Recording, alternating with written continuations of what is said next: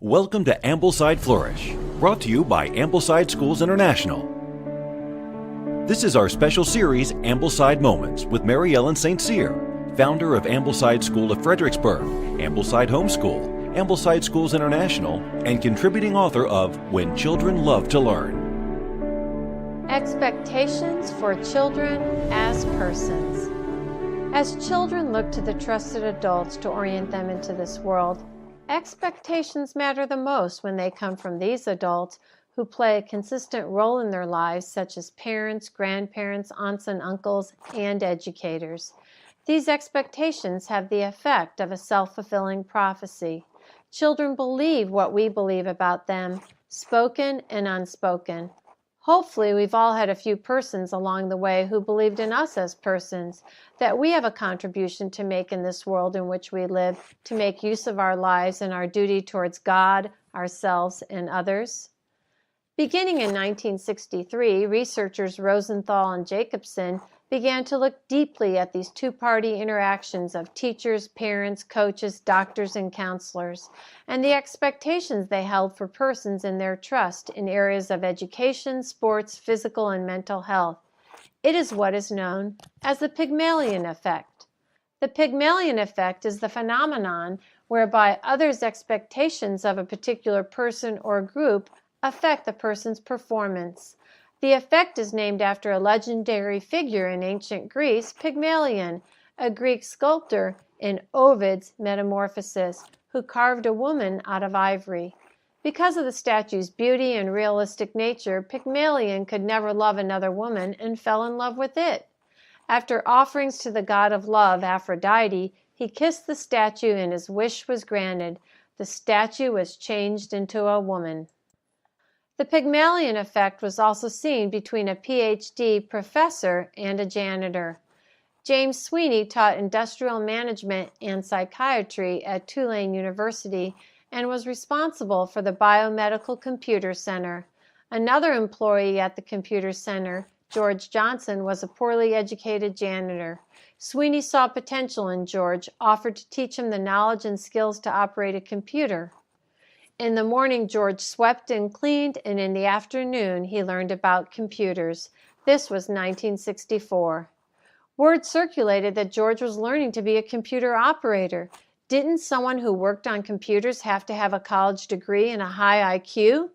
Johnson was asked to take the IQ test, and he failed miserably.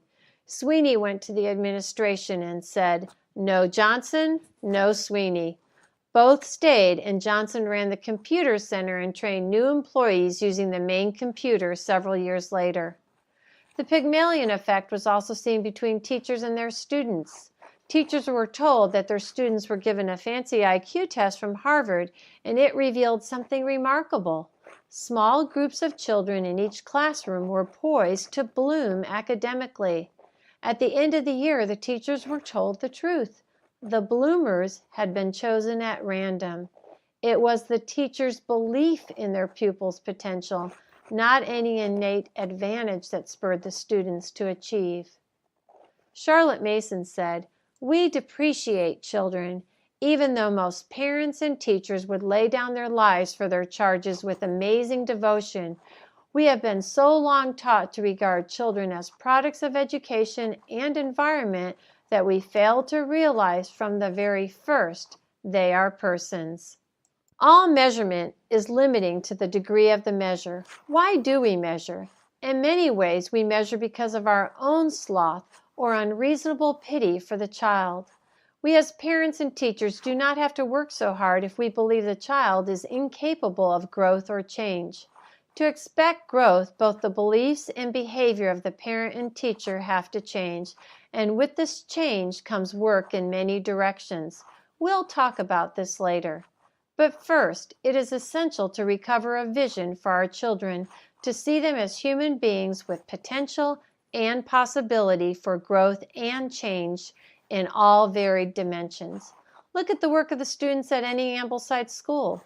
There is beauty, order, and the demonstration of full effort. Each student is expected to follow the instructions, put forth their full effort, and work to completion. The teacher does not automatically assume students come to the classroom with these skills. She begins with instruction, a step-by-step plan on how to proceed, which every imperative is met with oversight by the teacher. She does not leave them to their nature. She brings them up, step by step, and there exemplifies the self-fulfilling prophecy, good work for its own sake, not for a grade or a prize. I had the privilege of being in a geography class with a young teacher who is both in authority and under authority. She instructed her students to ready themselves for geography. Out came their maps, their colored pencils, their rulers, their practice dry erase sheets. Everything had a place. The dry erase sheet in the middle, to the right a pencil and marker, above the sheet the colored pencils, and to the left the ruler. It was orderly, and one imperative met the desired results. They did not come with these skills of order in this exacting way. They were instructed and have responded with promptness. The expectations were given, and each student is expected to work with full effort, from being ready with supplies to learning countries, cities, and geographical features. The self-fulfilling prophecy is in effect. Students are working towards the expectation, not to the tendencies of their nature. Some of you might be thinking, you have already blown it. You've said and believed some limiting descriptions of your child or some students. Sin is a great leveler, and we have all gotten it wrong in some way with some child at some time. As a young teacher, I treated children as products in many ways because of my ignorance. I did not know another way. This was the way I was schooled, and the system called for this behavior. Cajole children through rewards because nobody would work for the sake of work itself, and so this is what I did for years. The good news is the gospel. We have a Redeemer, and He is here to restore and reform that which is lost, and we can be a part of this work of redemption in unison with His Spirit. Begin now with thinking differently about the persons before you, as James Sweeney and Charlotte Mason did. All persons exceed our power of measurement. Think about coming between each child in the weakness. How can I communicate expectation? What does a child need to know to grow? How can I support?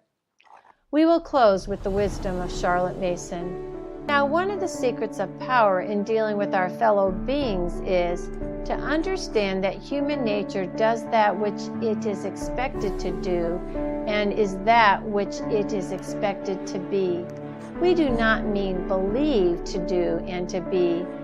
Expectation strikes another chord, the chord of I am, I can, I ought, which must vibrate in every human breast, for 'tis our nature to. The capable, dependable men and women whom we all know were reared upon this principle.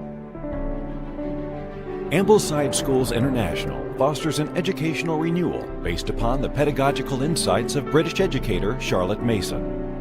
Serving an international community of parents, teachers, and schools, Ambleside makes a living education accessible to all. For additional information regarding Ambleside Schools International and training opportunities for principals, teachers, and parents, please visit our website at amblesidschools.com.